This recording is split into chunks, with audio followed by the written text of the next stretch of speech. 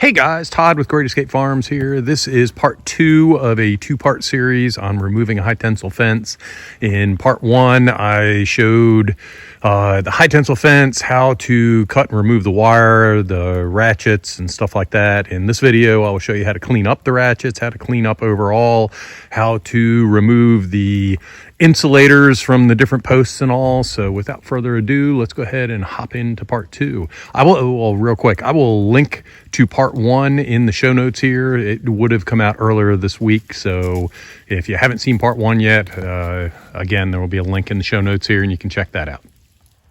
Okay, so all wires have been taken off and rolled up. Now I need to go back, remove the insulators on the T-posts, and remove the insulators on the wood posts, and remove the fence staples in the wood post. And then at that point, I can remove the posts. So I'll get you a close-up of how to remove the insulators here, and then we'll start removing posts. Okay, so what I did at one point in time was I just tried to push this off my hand, and you can do it, but it definitely is a little wearing on you. So what I found with this DeWalt tool that I bought, and mainly I bought this for cutting wires, but it also removes staples and also removes these. You just grab it right here in the notch and give it a twist around. And another little trick I found, I used to twist these all the way off, but what I found is that hopefully this is showing up right, if you hold it like this, it just slides right off at the top. Now sometimes you have a damage on the top here and you have to completely remove it, but that's a quick way of doing that. So when you're down here, just go right around, slide it up, and I should have gloves on. Again, gloves don't work with this camera, so I keep taking the gloves off and I forget to put them on, and that's the great way for me to end up with little splinters and cuts and everything else. So actually I put these in my pocket, and next up we'll go do a wood post. Okay, the wood posts have both staples and the insulators on them. I'm going to remove the staples first. So I'm using the DeWalt tool here, and if you grab the staple in the very front part here, you can twist it this way, and this form, or this piece up here, acts like a pry. So this pries, and then brush off any splinters you have, and the staples I drop in my 5-gallon bucket here.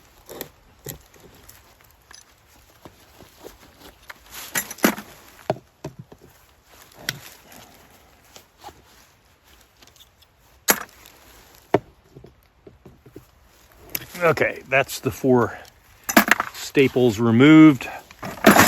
Now for the insulator, it has 2 roofing nails in it, one on the top and one on the bottom. So I try to do this without blocking your view. So I go down on the top,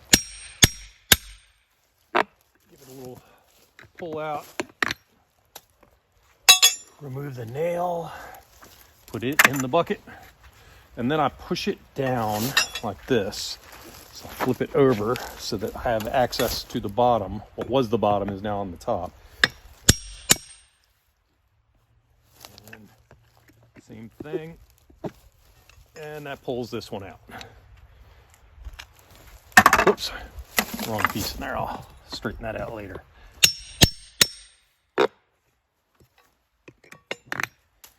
that out. Flip it over.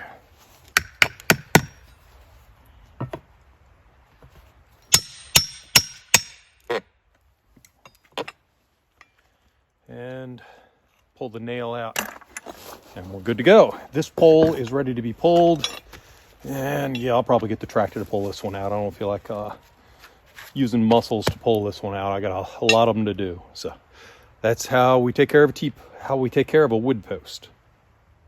So one last thing to do is to remove the anchors here. So I will be saving the insulators that go around the post here, and these will go to scrap metal, the little pieces here, and they're held on by the fence staples. So let me go ahead and see if I can do this one-handed here. So far it's proving challenging. There we go. We're in.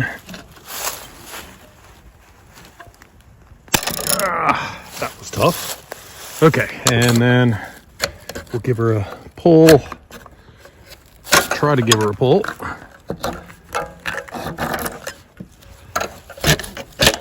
Okay, so that one is out. And then we go in with the, let's go this way. In with the staple puller here. This one, and that's that. We'll put this in the waste, straighten that up. So I'll do that to the others here, and then this post is ready to go.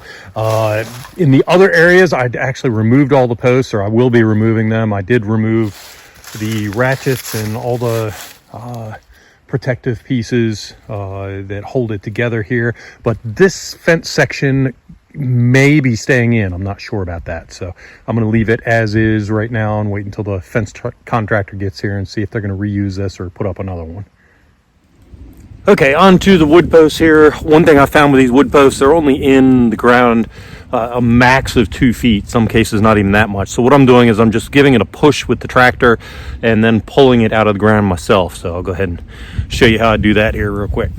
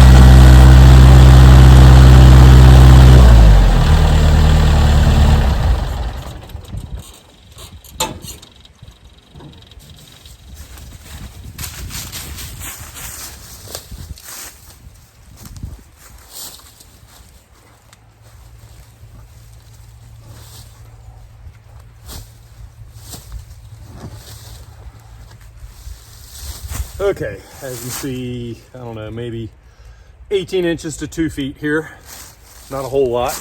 And I've yet to break a post, so it seems to be working. And I can pick this thing up and you can see right over here, right there. What I've been doing is I've been storing but laying the posts and everything aside. So I will go through and get this line along here, and then I will come back and pick everything up and take it to my staging area. Okay, one final item here is I have an 18-inch to 2.5, 3-foot hole here, depending on where it's at, and I need to fill this in because I don't want myself or my daughter or any animals to fall in it. So what I'm doing is I'm covering it up. I just went and picked up a scoop of just scrap dirt that was laying around in a pile somewhere from another project. So just filling in all the holes. There's one post I'm leaving here, and that's going to be where I'm making a turn here, and it's going to come up, but that is just to let the contractor know where that turn is happening at. So I just wanted to explain that in case I get a question in YouTube later. Okay, I just arrived back at the garage, which is home base for right now, and I'm cleaning up for the day. So these are some ratchets from earlier today, and there's some more in the bottom here. But first, let me run this over. I have the T-post insulators here in this bag, and in my pocket, I have the wood post insulators. Let me switch hands here. So those are in the pocket of my jacket, and these are the wood post insulators that wrap around, and I'll show you one of those actually on the post tomorrow. Now those actually have wire in them, and I don't know if I can do this one-handed or not. I'll give it a try. So what I do is I cut it and just pull it out. So the wire goes through here This goes through here like this and connects up to the post and runs off, and then they have a clip on it right there. So I'll go ahead and get that one off later. This one, like I say, goes in a bin over there, so we'll take care of that. The wire itself, the small pieces, I am putting in a recycle bin here, a metal recycle bin. And the wire itself, this is one of 3 piles that I have right there. And let's see, so what I'll do is I will separate out, so this will go in the recycle. I'll get all the ratchets in a pile over here, and then I'll get the wire off the ratchet, and I'll set the tripod up and show you a picture of that. So let me get set up for that, and I'll be back. Okay, so here's our ratchet right here. Our tools are going to be a pair of lineman pliers and an old screwdriver that I have laying around, and a vise. So what I do is I have one end that's looped and the other end that is on the ratchet itself here. So the end that's looped is going to go into the vise. You want to make sure that this end is up. This is the locking mechanism right here. So we will go in right here. And you want to make sure that it's very tight. And I'm missing, here they are, a pair of gloves, because there's going to be a little bit of spring here. And also you need safety glasses on, which I have my glasses on. Okay, so the first thing I want to do is take this mechanism right here, the locking mechanism, up. So what I do is I open it so that there's no tension on it, and I just kind of flip it up, and you'll notice that it's not locked anymore. And I grab a hold of the wire and I just kind of pull. And I don't want to come all the way out. I only want to go little bits here, because what I don't want to do is go way far back and have it spring back and hit me. So I still have, I don't know if you can see it in the light here, but I still have plenty left. I'll come out a little bit. Still have a little bit more, and I'm just going to keep resetting, and I'm going to hold it here. So I have about one more turn, so it's going to come this time. And it just pulls off like that. So that is it for this piece. And then right here, I take the lineman's pliers. This is why I got the new tool, because my lineman pliers are getting a little dull on me here. And now we have a ratchet ready to go. And what we can do is just put one in, and we relock, and we're ready to go. So this one is ready for reuse. So we will add it over here with our other devices that are ready to go. I did have some, and let me show you this. I have a pile over here, and I'm not sure if I'm going to work on these or not, but the locking mechanism isn't very good. You see, you can barely, so if it's upside down, it's not going to lock at all. So the spring mechanism here needs to be tightened up, and I gotta figure out if it's worth it. These things are $2 or $3. They may end up just going to the scrap metal recycle. 3 of them here right now that aren't working all that great. I have quite a few, most of them do. So I have more than enough for my needs here. So we'll see if I end up fixing those or not. Hey guys, I was going to include the gate removal in this video, but the video is getting too long. So look for a link in the show notes. I'll have the link in a couple of weeks to show how specifically to remove a large gate like this. So I will include that in a separate video.